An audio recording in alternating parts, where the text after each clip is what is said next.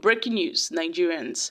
Despite the constant rallying against Tinubu and his 2027 re-election bid, the former governor of Rivers State, Nyesom Wike, has still expressed his unwavering support for the principle of power rotation in Nigeria's leadership, reiterating his stand from the 2023 presidential election. Now, we recall that Nyesom Wike had reflected on the February 25th election, emphasizing his commitment to fairness, equity, and justice. And yes, Wike has always remained unapologetic regarding his disloyalty to his party, betraying his party's presidential candidate, and working against his party for the ruling All Progressive Congress, and still stand his ground that he doesn't owe anybody any apologies at all. He doesn't owe anybody apology because he believes in power rotation. He has argued that the South must have its turn after the North had ruled for 8 years. And Wike, who has been a very vocal advocate for the Southern presidency, has maintained his position.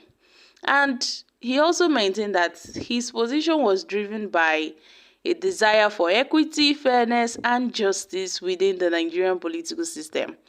That was what prompted him to create the G5. They called themselves integrity governors back then. I don't really know if they are still functioning, but they were created, just to work against the party. And they did. They have achieved their aim. We don't know if we'll be seeing another G5 come 2027. But for now, Wike has clarified that his support for a Southern presidency was rooted in a broader struggle for balance and inclusion in Nigeria's leadership.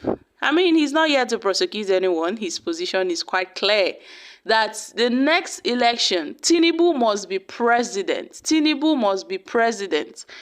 Come 2027, Tinubu will win the election. There's nothing anybody's going to do about it. So, my country people, what are your thoughts on this? Should Nigerians worry about a potential candidate that would emerge to challenge Tinubu's re-election bid? Or should Nigerians, fold their arms and watch as things unfold? Because we've been seeing a lot of strategic meetings between opposition leaders, all in a bid to remove Tinubu from power, to remove the APC from power, and also to remove Tinubu from power. They call themselves the anti-Tinubu gang. And this is not the first time in the political history of Nigeria that political elites are coming together to float a party, to wrestle power. This is not the first time. We've seen it in 2011 in Lagos State, the Lagos State political tyranny, that 12 to 15 political parties had come together to form a coalition named Colascope to fight the continuous dominion of the Action Congress AC in Lagos State.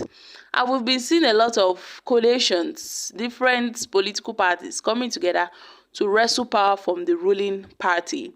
And 2027 would not be a new thing.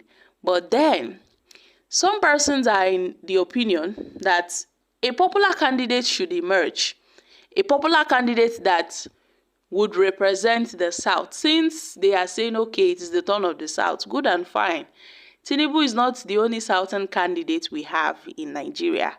There are other Southern candidates that can emerge so that the South would have its complete rule of 8 years. Since Tinubu he's still doing his 4 years, which would elapse which would elapse by 2027 after the elections, if he wins, if he fails, but he would have completed his first tenure come to 2027. But then, who would this candidate be? Would it be Peter Obi? Because he's like the Nigeria's number one opposition candidate in terms of those from the South. Then when you talk about from the North, we see people like Atiku, Abubakar, Kwankwaso, and other persons that are there from the North. There are still other candidates from the North that can also rally their supporters against President Bola Ahmed Tinubu and the APC. But Wike is insisting that come what may, in 2027, the South must finish their 8 years. And the North has already done its part. So it is the turn of the South.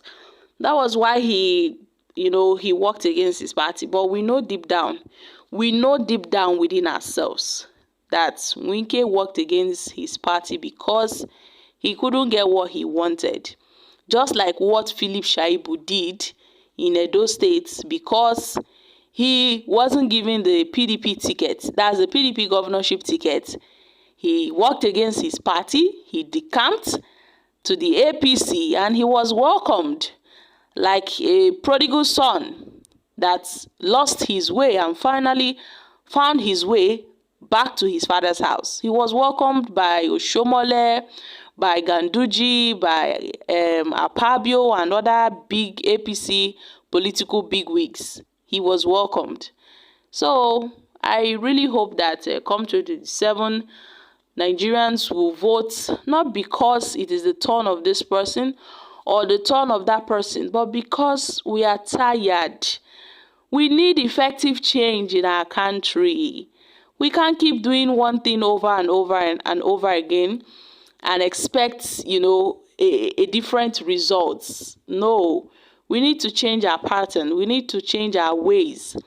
Nigerians should look ahead, because those people that are saying come 2027 things may remain the same, who knows, the INEC may rig the elections and all of that, nobody really knows until then. But it is up to Nigerians to stand up for ourselves. But Wike so far has said it is Tinubu 100%.